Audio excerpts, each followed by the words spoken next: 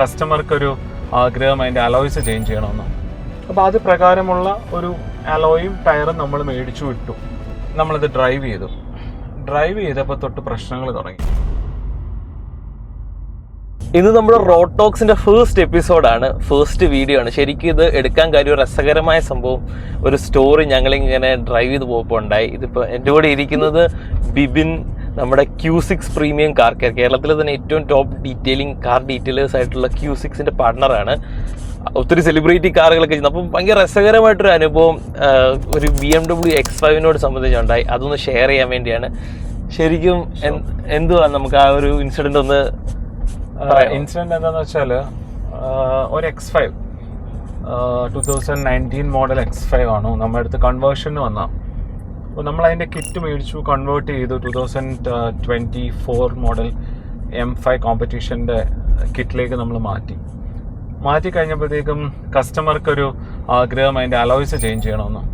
അപ്പോൾ കസ്റ്റമറും ആക്ച്വലി കുറച്ച് technically no ഉള്ള മനുഷ്യനാണ്. ഇതിനെക്കുറിച്ചൊക്കെ റിസർച്ച് ചെയ്യുകയും സ്റ്റഡി ചെയ്യുകയും, ചില പോയിന്റ്സിൽ എന്നെക്കാട്ടും ഭയങ്കര എന്താ പറയുക, പുള്ളി ഭയങ്കരമായിട്ട് സ്റ്റഡി ചെയ്തിട്ട് ഓരോ കാര്യങ്ങൾ ചെയ്യുന്ന മനുഷ്യനാണ്.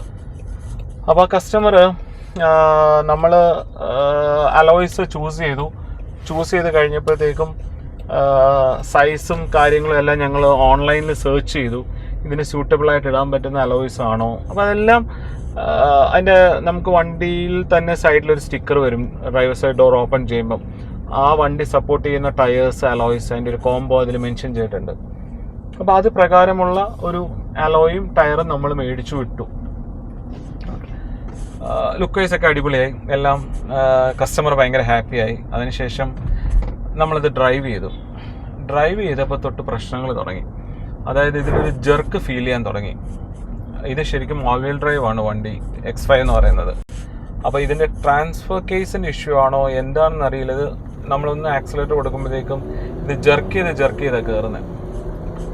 അപ്പോൾ ഞങ്ങളാകെ ഡിപ്രസ്ഡായി. ഇതിന് പ്രശ്നമാണോ. ഞങ്ങൾ അതേ സമയത്ത് ഒറിജിനൽ സ്റ്റോക്ക് വന്ന അലോയ്സും ടയറും പിന്നെയും തിരിച്ചിട്ടപ്പോൾ ഇതിനൊരു പ്രശ്നമില്ല. അപ്പം ഡെഫിനറ്റ്ലി ഇറ്റ് ഡിപ്പെൻഡ്സ് ഓൺ ഈ നമ്മൾ അപ്സൈസ് ചെയ്ത ടയറിൻ്റെയോ അലോയ്സിൻ്റെയോ പ്രശ്നങ്ങളാവും. ഞങ്ങൾ ആദ്യം ടയർ ചെക്ക് ചെയ്ത് നോക്കി. അപ്പോൾ ടയറിൻ്റെ പ്രോബ്ലം അല്ല. അലോയ്സ് മാറ്റിയിട്ട് നോക്കി, ആ സൈസ് സ്റ്റിൽ ഉണ്ട്. അപ്പം ആ സൈസിലേക്ക് ഇത് അഡാപ്റ്റ് ആവുന്നില്ല. അതായിരുന്നു ഇതിൻ്റെ പ്രശ്നം. അപ്പം നമ്മൾ കേരളത്തിൽ ഉള്ള ഒട്ടുമിക്ക അത്യാവശ്യം നല്ല മെയിൻ സ്ട്രീം വർക്ക്ഷോപ്സിലെല്ലാം നമ്മൾ ഇതിനെക്കുറിച്ച് എൻക്വയറി ചെയ്തു. അപ്പം എല്ലാവരും പറഞ്ഞിരുന്നൊരു കാര്യം, ഇത് നിങ്ങളുടെ അലോയ്സിൻ്റെയും ടയറിൻ്റെയും പ്രശ്നമാണ്, ഇത് സോൾവ് ചെയ്യാൻ പറ്റില്ല, you need to go back to the stock എന്നൊക്കെ പറഞ്ഞപ്പോഴത്തേക്കും നമ്മളും ഇനിയിപ്പോൾ പണിയായല്ലോ എന്നുള്ളൊരു ചിന്തയായി. പക്ഷേ നമ്മളത് വിട്ടില്ല. നമ്മൾ ഇത്രയും കാശ് കസ്റ്റമർ ഓൾമോസ്റ്റ് 2-2.5 ലക്ഷം രൂപയോളം ടയേഴ്സ്, അലോയ്സ് എല്ലാം കൂടെ എനിക്കൊന്നൊരു 3.5 കസ്റ്റമർക്കായി. അപ്പോൾ ഇത്രയും കാശ് ചിലവാക്കിയിട്ട് അത് വേസ്റ്റായി പോകാമെന്ന് പറഞ്ഞാൽ ഞാൻ സമ്മതിക്കുകയല്ലത്. അപ്പോൾ കസ്റ്റമറും ആകെ വിഷമത്തിലായി, എന്ത് ചെയ്യണം. അപ്പോൾ ഞങ്ങൾ രണ്ടുപേരും കൂടെ ChatGPTയുടെ ഹെൽപ്പും നമ്മുടെ Team BHP പോലുള്ള പോർട്ടൽസ് ഉണ്ട് പുറത്തുള്ള. അപ്പോൾ ആ പോർട്ടൽസിലൊക്കെ ഞങ്ങൾ ഇതിനെക്കുറിച്ച് സ്റ്റഡി നടത്തി വായിച്ചു നോക്കിയപ്പം ഇതിന് സൊല്യൂഷൻ ഇല്ലാത്ത കാര്യമല്ല, ഇതിന് സൊല്യൂഷൻ ഉണ്ട്. അങ്ങനെ പലരും അപ്സൈസ് ചെയ്യുന്നുണ്ട്, അവർക്കൊന്നും പ്രശ്നങ്ങളില്ലാതെ അവർ ഓടിക്കുന്നുണ്ട്. അപ്പം അതിനെഴുതിയേക്കുന്നത് ട്രാൻസ്ഫർ കേസ് ഓയിൽ റീപ്ലേസ് ചെയ്യണം എന്നുള്ളതായിരുന്നു അതിനകത്ത്. പിന്നെ അത് കൂടാതെ നമ്മുടെ ഇതിൻ്റെ ECUയിൽ ടയർ സൈസ് ചേഞ്ച് ചെയ്യാനുള്ളൊരു ഓപ്ഷൻ ഉണ്ട്. അപ്പോൾ ഈ രണ്ട് സംഭവങ്ങളും നമ്മൾ പല സ്ഥലത്തുനിന്നും ഈ ഒരു റിവ്യൂസ് നമുക്ക് കിട്ടി. അപ്പോൾ ഞങ്ങൾ എന്താ ചെയ്തതെന്ന് വെച്ചാൽ, നമ്മൾ സ്വന്തമായിട്ട്, ഞാൻ ഈ ഇൻഡസ്ട്രിയിലുള്ള ആളല്ല, ഞാൻ into car detailing ഇൻഡസ്ട്രിയാണ്.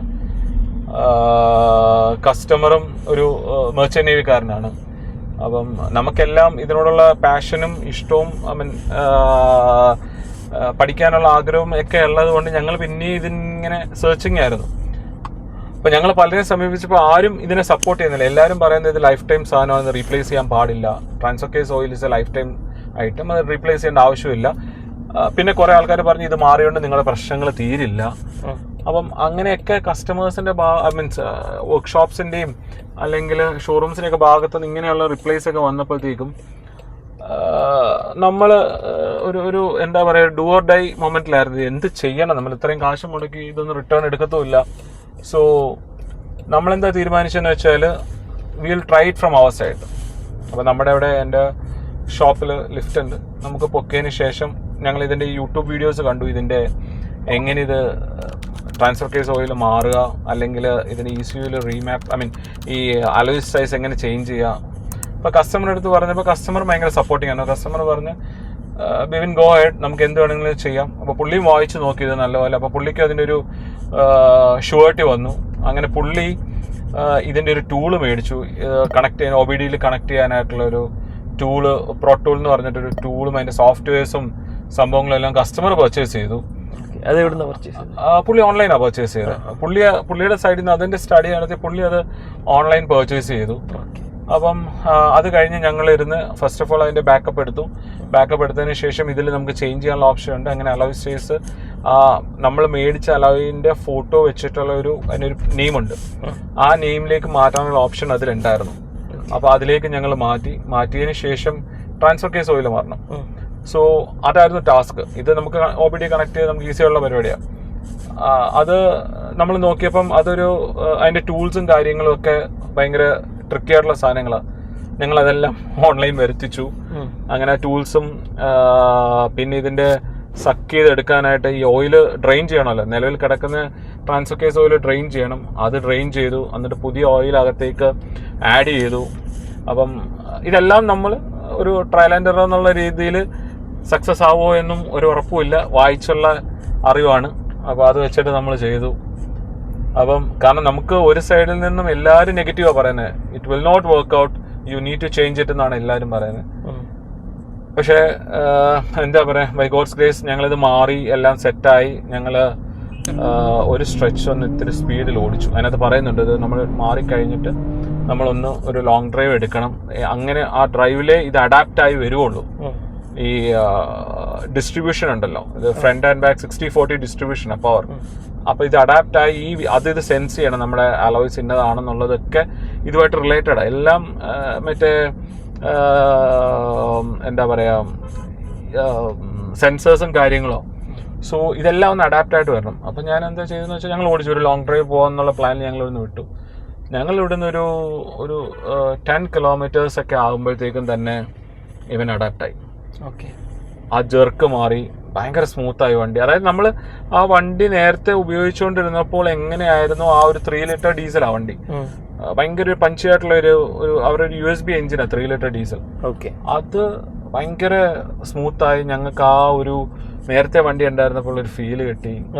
Jerking completely മാറി, ഭയങ്കര സ്മൂത്തായി. നല്ല ആ ഒരു ഇഷ്യൂ സോൾവ് ആയി. ഓക്കെ, അപ്പം വി ആർ ആക്ച്വലി തിങ്കിങ് നമുക്കിത് ഇതൊക്കെ കേട്ടിട്ട് നമ്മളൊന്ന് ട്രയൽ ചെയ്യാതെ പോയിരുന്നെങ്കിൽ കസ്റ്റമറുടെ ആഗ്രഹവും സാധിക്കുകയല്ല. നമ്മൾ ഈ പറഞ്ഞതുപോലെ ഇത്രയും കാശും മുടക്കി ഇത് റിട്ടേൺ എന്ന് പറഞ്ഞാൽ ടയർ ഉപയോഗിച്ച് ഒരു വണ്ടിയിലിട്ട് ടയർ ആരും റിട്ടേൺ എടുക്കില്ല. ഇതിന് വാറന്റി ഉള്ള സംഭവമല്ലേ, പാർട്ടാണോ ഇത്? ശരിക്കും വാറന്റിയുടെ അണ്ടറിലുള്ള അല്ല, വണ്ടി വാറന്റി കഴിഞ്ഞതായിരുന്നു. വണ്ടി വാറന്റി 2019 മോഡലായിരുന്നു, X5 ആയിരുന്നു. അതിന്റെ വാറന്റി ഒക്കെ കഴിഞ്ഞതായിരുന്നു. അപ്പൊ നമ്മൾ വാറന്റി കഴിഞ്ഞുകൊണ്ട് തന്നെ നമുക്ക് ഷോറൂമിന് പുറത്തുള്ള വർക്ക്ഷോപ്സിലെല്ലാം നമ്മൾ കുറെ പേരെടുത്ത് നമ്മൾ എൻക്വയറി ചെയ്തിരുന്നു. ഓക്കെ, അപ്പം ഒട്ടും പ്രതീക്ഷിക്കാത്ത ഒരു സംഭവമായിരുന്നു. കാരണം ഇതില് ഒരു അത്ര സ്ട്രോങ് ആയിട്ട് നിൽക്കുന്നവർ വരെ ഞങ്ങളുടെ അടുത്ത് പറയാണ് it will not work out, നിങ്ങൾ പറയുന്നത് തെറ്റാണ് എന്ന് പറഞ്ഞപ്പോഴത്തേക്കും നമുക്കിതറിയില്ല. നമുക്ക് ജസ്റ്റ് ഈ ഓൺലൈൻ കിട്ടിയ ഇൻഫർമേഷൻസ് ആണ് നമ്മുടെ കയ്യിലുള്ളത്. അപ്പൊ അതിൽ കുറെ പേര് അവർ ചേഞ്ച് ചെയ്തവർ ഇങ്ങനെ ചെയ്തപ്പോൾ ഇഷ്യൂ സോൾവ് ആയെന്നും പറഞ്ഞിട്ട് BMW ഫോറത്തിലൊക്കെ എഴുതിയിട്ടുണ്ട്. അപ്പം അത് ഭയങ്കര നല്ലൊരു എക്സ്പീരിയൻസ് ആയിരുന്നു. കാരണം നമ്മൾ ശരിക്കും പറഞ്ഞാൽ ഇത് നടക്കുകയല്ല. വേറെ പ്ലാൻ ബിയും പ്ലാൻ സി ഒക്കെ ഞങ്ങൾ പ്ലാൻ ചെയ്തിട്ടാണ് ഇത് ആക്ച്വലി ഡ്രെയിൻ ഔട്ട് ചെയ്തിട്ട് പുതിയത് ഫില്ല് ചെയ്യുന്നത്. അതെ, അപ്പം തിരിച്ച ഓയിൽ മാറുമ്പോ അതിന്റെ ശരിക്കും കണ്ടീഷൻ എങ്ങനെയായിരുന്നു? അതൊരു പോയിന്റ് ആണ്. അതായത് ഇവര് മാറണ്ട എന്ന് പറയുന്ന ഈ ട്രാൻസ്ഫർ കേസ് ഓയില് നല്ല കറാന്നും പറഞ്ഞിരിക്കുവായിരുന്നു. ഓക്കെ, സോ ആ കാർ ഈസ് ഹാർഡ്ലി 80,000 കിലോമീറ്റേഴ്സ് ഓടിയിട്ടുള്ള X5 ആണ്. പക്ഷെ ആ ഓയിൽ ഇവര് പറഞ്ഞതിനകത്ത് തെറ്റൊന്നും ഞാൻ പറയില്ല, കാരണം ആ ഓയിൽ ഡ്രെയിൻ ചെയ്യുന്നതിന്റെ അവിടെ എഴുതി വെച്ചിട്ടുണ്ട്, you don't have to change it, it is a lifetime oil എന്ന് പറഞ്ഞു. അവിടെ സ്റ്റിക്കർ അവർ ഒട്ടിച്ചിട്ടുമുണ്ട്. അവിടെ ഉണ്ട്. അപ്പോ ഷോറൂംകാരെ അല്ലെങ്കിൽ സോക്കോൾ വർക്ക്ഷോപ്പ്സുകാരെ പറഞ്ഞിട്ട് കാര്യമില്ല, കാരണം അവര് ഇത് കാണുന്നതല്ലേ. അപ്പം ഇങ്ങനെ ഒരു എക്സ്പീരിയൻസ് എന്ന് പറയുമ്പോഴത്തേക്ക് നമ്മള് വിട്ടുകളഞ്ഞ കേസാണ് അത്. നമുക്ക് തിരിച്ചു കിട്ടി. കസ്റ്റമർ ഭയങ്കര ഹാപ്പി ആയിരുന്നു. അപ്പം ഇതെനിക്ക് ഷെയർ ചെയ്യണമെന്ന് തോന്നി, കാരണം ഇത് അറിഞ്ഞുകൂടാത്ത പല ആൾക്കാരും എനിക്ക് തോന്നുന്നുണ്ട്. കാരണം ഇതൊരു അവർക്ക് കൊടുത്തേക്കുന്ന കുറച്ച് നോംസ് ആൻഡ് കണ്ടീഷൻസ് വെച്ചിട്ടായിരിക്കും അവർ ആ വണ്ടിയെ വർക്ക് ചെയ്യുന്നത്. പക്ഷെ ഇതിന് ഇങ്ങനെ ഒരു ഓപ്ഷൻ ഉണ്ട്, ഇങ്ങനെ ഒരു ഇഷ്യൂ വന്നാൽ നമുക്ക് ചെയ്യാന്നുള്ളത് എനിക്ക് ഷെയർ ചെയ്യണമെന്ന് തോന്നി. സോ അതായിരുന്നു നമ്മുടെ ഇന്നത്തെ സ്റ്റോറി. എനിക്ക് കേട്ടപ്പോൾ ഷെയർ ചെയ്യണമെന്ന് തോന്നി. നിങ്ങൾക്ക് എന്തെങ്കിലും കാർ റിലേറ്റഡ് ആയിട്ടുള്ള വർക്ക്സ് ഉണ്ടെങ്കിൽ ഉറപ്പായിട്ടും Q6 വരിക. മെക്കാനിക്കൽ വർക്ക്സ് അല്ല, ഇത് കേട്ടപ്പോ തോന്നുന്നു മെക്കാനിക്കൽ വർക്ക്സ് ആണ്. Nothing to do with mechanical works ആണ്. ഞങ്ങൾക്ക് യാതൊരു ബന്ധവുമില്ല എൻജിൻസ് ആൻഡ് സംഭവങ്ങളുമായിട്ട്. പക്ഷെ ഇങ്ങനെ നമ്മൾ we are into car detailing centre ആണ്. സെറാമിക് കോട്ടിംഗ്, PPF അങ്ങനെയുള്ള വർക്ക്സ് ആണ് ചെയ്യുന്നത്. ഇന്റീരിയർ കസ്റ്റമൈസേഷൻ, മെക്കാനിക്കൽ റിലേറ്റഡ് ഒരു വർക്ക്സ് ഞങ്ങൾ ചെയ്യാറില്ല. ഇതിപ്പോ കസ്റ്റമറുടെ കൂടെ നിന്ന് പുള്ളി ഹെൽപ്പ് ചെയ്യണമെന്ന് തോന്നിയോണ്ടാണ് ഞാൻ ഈ പരിപാടിയായിട്ട് ഇറങ്ങിയതെന്ന്. കംപ്ലീറ്റ്ലി കസ്റ്റമറിന്റെ ഇനിഷ്യേറ്റീവ് ആണ്. കസ്റ്റമർ ആണ്. നമുക്കൊരിക്കലും ഡയറക്ട്ലി ചെയ്യാൻ പറ്റില്ല. ഞാൻ കസ്റ്റമർ പറഞ്ഞ വെച്ചിട്ട് ടയറും അലോയ്സും ഒക്കെ പുള്ളിക്ക് എടുത്ത് കൊടുത്തു എന്നുള്ളതല്ലാതെ നമുക്ക് കസ്റ്റമർ പറയാതെ എനിക്കൊരു ട്രയൽ ആൻഡ് എററിൽ ആ വണ്ടി ചെയ്യാൻ പറ്റില്ല. കസ്റ്റമർ എനിക്ക് ഫുൾ സപ്പോർട്ട് തന്നു, ബിവിൻ നമുക്കിത് ചെയ്യാം. അപ്പം പുള്ളി സപ്പോർട്ട് തന്നെന്ന് പറയാം. എന്റെ വേർഡിന് അപ്പുറം പുള്ളി എന്നെക്കാട്ടും കൂടുതൽ സ്റ്റഡിയും ചെയ്തിട്ടുണ്ട്.